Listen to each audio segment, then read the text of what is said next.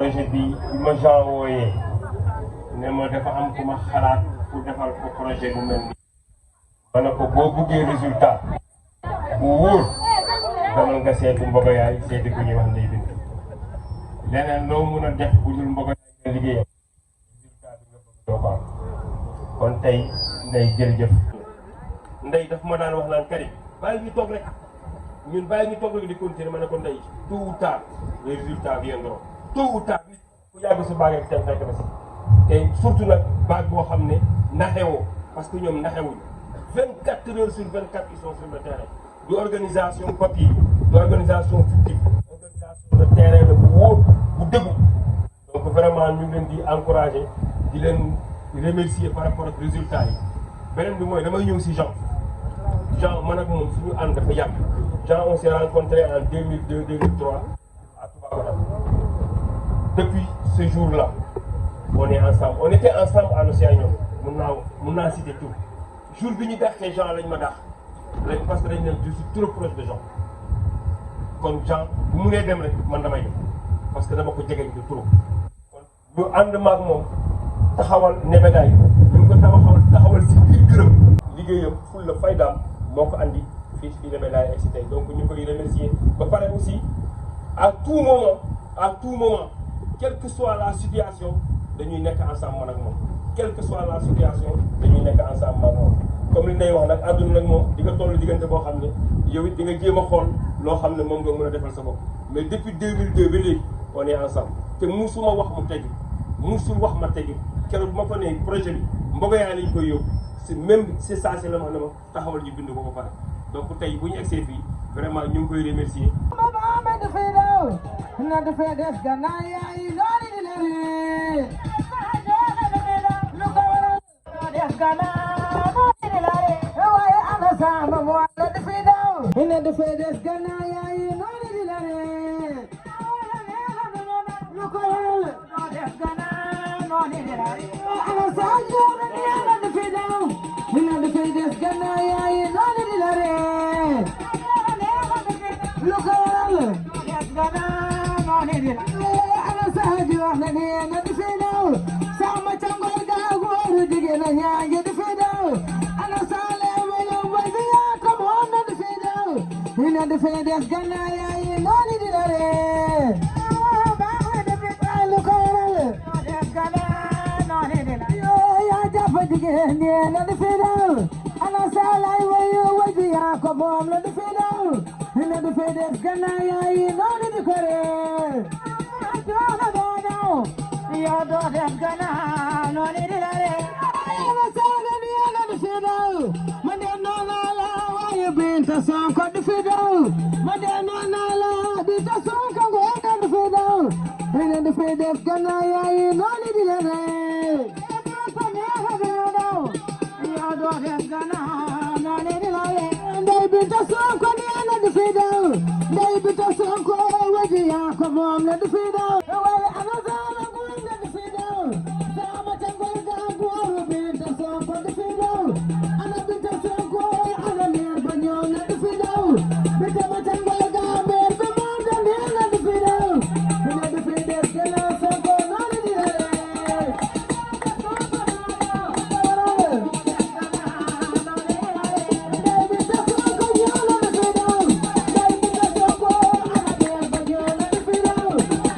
Sonko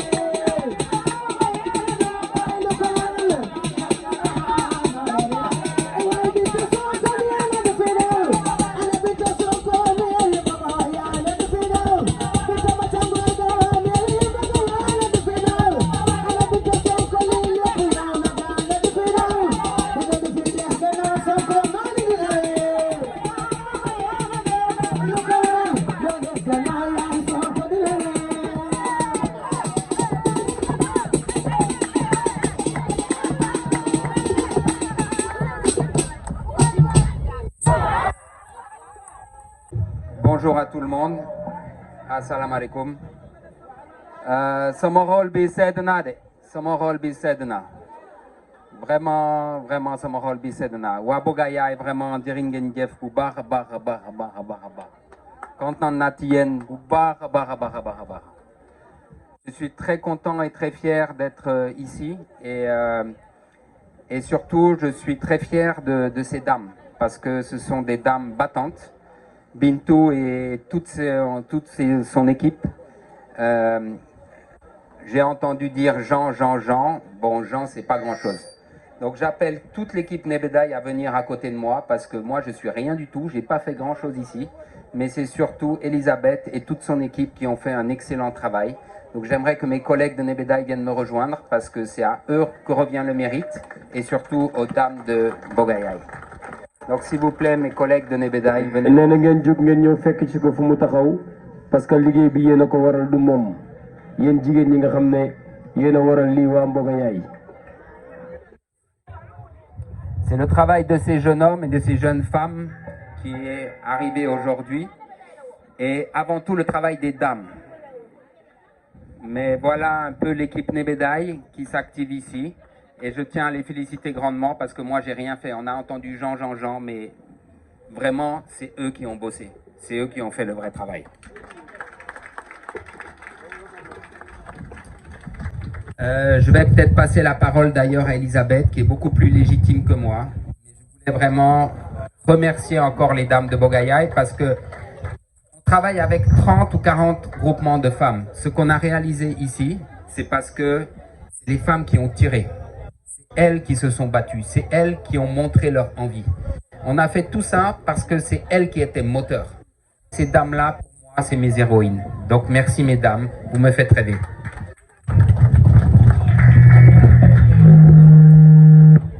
Voilà, salam alaikum mbooloo bi ñoo ngi nuyuwaat ñëpp ku nekk ci turam ak santam di njëkkee ci nuyoo bi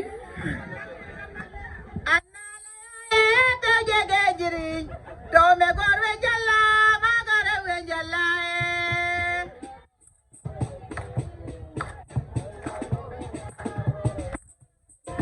anala ya te jege jiri dome gorwe jalla magare we jalla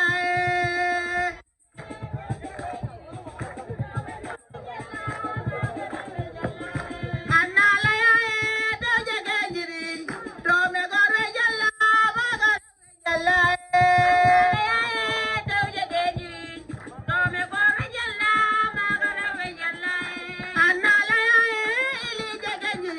dome gorwe jalla donc di nuyuwaat mbooloo bi ñëpp di nuyu ku nekk ci yéen ci turam ak santam di leen ñu remercier waat bu baax ci seen présence di jiite ci nuyoo bi mère Bintou mi nekk présidente Boga Yaay ak jigéenu Boga Yaay yépp ñu topp ci ñoom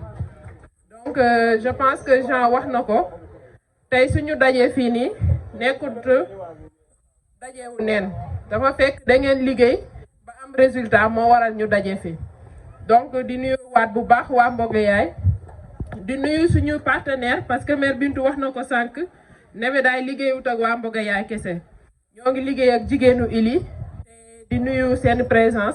parce que mënoon nañ leen invité ñu bañ a ñëw mais def nañ déplacement jógee ci Ili Moundé Bassar Thialane Diogan Siwo di nuyu ñëpp ci seen déplacement di ngeen ñëw ba fii fekk ci Boga Yaay. Je pense que la personne de Karim Salo aussi c'est vraiment un partenaire qui nous a beaucoup accompagnés dans notre intégration dans la zone. Donc, merci beaucoup. Je remercie nos partenaires, la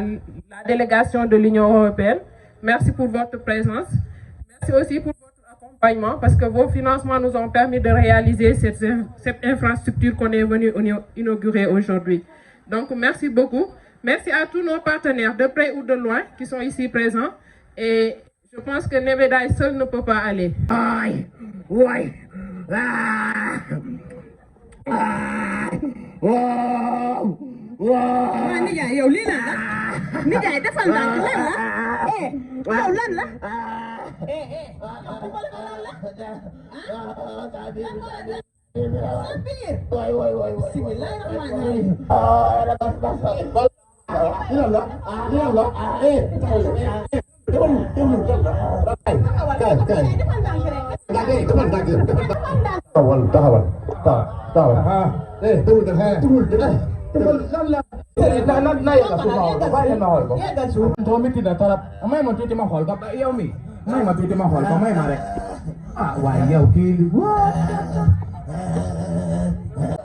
waaw sëñ bi téema leen koo jox ngeen faj ko ba jinne jee ko padd moo ki ak njabootam may ma tuuti ma réglé loolu waaye may ma tuuti ma réglé loolu waaye coow rek ci bii ndong ci bii ne ko rajax bii de ma ne coow rek ci bii ndong ci bii ne ko rajax ay wala ko rek duñ ko fi indi gis nga ko jëm to fi muy baye ñoo bokkul waaw sëñ bi ne ko bare dus bi nekk dus bi mu ne dégg ko am fi yóbbaale ko bu ne ba daay bi boo demee nga kii ko am ngeen ci moomu mu mel man ka dama waaw li moom doy na waar kii nii dafa gaaw naa ko gis sax dafa gaaw sëriñ bi day duul waxal dëgg sa paañ ba nga jëndoon laa lekk ay xaw a yóbbu yu ma xiyaar sa diggante manaan muus yoo ko lekk du muus de man maa ko lekk moo tax paañ bi nekkoon mayo paañ ba ca waañ ba la nekkoon wër naa ko bay bëgg a dee di defar paañ bu rafet bu set wecc yaa ngi dégg kii ba Europe boo waxee ñu ne paañ waa ma ko yaay di nekk paañ la ci waay sa bopp bay ba man nag musuma xam ne waa Mbogo yaay dañuy defar paañ jënd paañ boo demee Espagne seen paañ nga dem Europe seen paañ nga dem France seen paañ man di ma demee New York paañ bu ko yaa ngi ma laaj bay ba man du ma jënd paañ mooy defar paañ bu baax mooy defar paañ bu set wecc da ngeen liggéey paañ bu rafet dem bu dem may taxañ kon paañ bi ma lekk ni daal baaxul daal na ko baax na baax na busra lan nga xaaral ma jéem a dellu kër ga waaw léegi kon donc waaw kii bi du ko defar sama kii ba la mu fi mu duggoon léegi ma di utal dox nga raxas ko fii de la bët yem nag yow bi ngay ñëw fii da ngay bajjantu nga ñëw ma defar la topp toola ba nga normal man daal ma waaru daal waaye gis nga lépp ak Mbogo yaay moo jël paañ bi traité ko defar ko ba mu normal mënoon na maa bàyyi paañ bi fi nekkoon rek ku ci lekk sa biir ndax boo ñëwee ma dóor la ba nga bëgg a nooy lekk sa xaalis gis nga Mbogo yaay pilis nebedaay lu jiin njaaga ñooy njaaga yéen a ma yàqal. Association Femmes Environnement, Femmes Développement et Protection de l'Environnement dans la commune de Soum. Et je suis la secrétaire administrative du comité de gestion ou de pilotage du CRADEX. C'est le centre de recherche et d'action des droits humains, sociaux, culturels et économiques. Nous sommes en partenariat aussi avec les dames de Mbogo yaay. On était à Lagos, à Porto Arco avec notre jàmbaar Hélène. mu nekk jigéen bu jàmbaara jàmbaar yaakaar naa bi ñu demee Nigéria nekkoon nañ ci activité wala champs yoo xamante ne yu xawoon doy waar te yombul nga jóg pour la première fois def benn voyage dem ci dëkk boo xamante ne non seulement làkk bi dafa xaw a différente ak bi nga jóge mais aussi lekk bi différente waaye habitude yi xaw a doy waar ñu dem ci tool yooyu doon jàngat ñi nga xam ne amoon nañu problème ci exploitation pétrole te suñu zone bii nekk ci Ramsar mais aussi le delta patrimoine mondial de l'UNESCO on doit protéger davantage. céréales yi lii couscous bi la ñu koy wax cere mu ngi nii mooy céréales yi mu ngi nii sama kër la caaki bi tamit mu ngi nii yëpp am na hygiène tool boo xam ne yematul tey ci benn activité rek bu njëkk Mbogo yaay xamee wuñ ko woon lu dul paaj ak yoxos mais comme àdduna dafay dox ak changement climatique bi produit yi dañuy raar moo tax ñu tey ñu demaat ba duggaat ci leneen mais boo xoolee sirop la koy ñun ñëpp dañ koy defar fii Mbogo yaay bii bisaab bi la bii sirop citron la mu ngi nii bii sirop di tax bi la ñu koy wax détaillé yow mu ngi nii tey ñu ñëw ci savon bi tey savon bi boo ko gisee dañoo composé 7 plantes traditionnelles moom la ñu composé di ko togg di ko defaree sabu comme ne ñun waa Mbogo yaay dañ ne lépp lu ñuy liggéey bio lay doon moo tax ñun suñuy produit yëpp bio la saabu bii nga gis amul xeme amul dara composé nañ 7 plantes yoo xam ne dafa baax ci yaram lu mel ni wàllu yaram buy xese ndoxum siti lépp tey boo ko jëndee daf koy faj ñun fii saabu bi ñu ngi koy defaree fii Mboga Yaay site de Mboga Yaay mu ngi nii gerte gi la dañ koo defar ba mucc ayib ñu def ko si ay bokoo di koy jaay li ci ëpp solo nag mu ngi nii muy miel mangrove ñun daamu Mboga Yaay ñun ñoo koy liggéey ànd ñoo benn koor ñun ñooy defar suñuy riche en ciment di defar suñuy riche en bois ñooy takk suñuy riche ca site ba ñooy def suñuy suivi ñun ñooy récolter suñuy miel traité ko comme normal def ko si suñuy bokkoo chaque 6 mois ñu récolte ay kilos de miel fii ci Mboga Yaay ak les dames de Mboga Yaay ñu ñëwati comme paañ bi dañ ne tey dañuy am paañ sachet en même temps paañ fere bi dañ koy def mooy comme yoxos bi rek yoxos bi dañuy am sachet dañuy am fere bi tey mu ngi nii bokkoo yaa ngi nii en marinade soo bëggee mu ngi nii nga daj am na hygiène bi tamit en même temps qualité bi ñun Mboga Yaay loolu moom mooy suñu logo hygiène ak qualité moom la ñuy jiital tout le temps si suñuy activité paañ bi mu ngi nii tey lii moo nekk activité Mboga Yaay foyer amélioré tey argile la ñuy jël ak paille boole ko bout de base moom la ñuy mélanger dans 15 jours ñu defar suñu foyer amélioré bu ñu duggee ci biir kër gi tey charbon baa nga fa charbon de paille bi nga xam ne paille la ñuy jël composé ko ak argile moom la ñuy defar ci machine presse baa nga ne ca biir kër ga foofu la ñuy defaree charbon de paille bi tey li ngeen gis fii moom mooy activité Mboga Yaay produit yi ngeen gis fii moom la Mboga Yaay di liggéey ci biir kër gi nebe lépp nag moo nebe daay comme niñ koy waxee tey fu ñu toll ca kaw ba nit mënut a jël échelle ba jot ñu grâce ak nebedaay Jean Gueux fu ñu toll dañ koy ñaanal Jean Gueux sax xanaa àddina yëpp xam nañ ko ak équipe bi mu àndal tout le temps suñuy gémmeñ dafa booy ci nebedaay équipe bi Jean Gueux àndal li ci gën a neex tey jeunes yi nga xam ne ñoo nekk nebedaay ñu nekk jeunes yoo xam ne jeunes yu jàmbaare tout le temps saa yu ñëwee Mboga Yaay seen rey ngay njëkk a gis fii la ñuy nekk bu ñëwee sax doon na ñii ay partenaire lañ danga naan ay mbokk lañ famille lañ morom lañ lu nekk lañ leen di wax Elisabeth ñu di la ñaanal yàlla tey Jean mënoon na la woo tey ni la budget nebedaay lii la nga ne ko Jean loolu dafa bari xanaa nebedaay doomu ngay liggéeyee mais heure buñ la woowee lu mu guddi nga validé ko tey lu ñu mën tey grâce ak nebedaay kon ñu ngi leen di ñaanal ca kaw ca kanam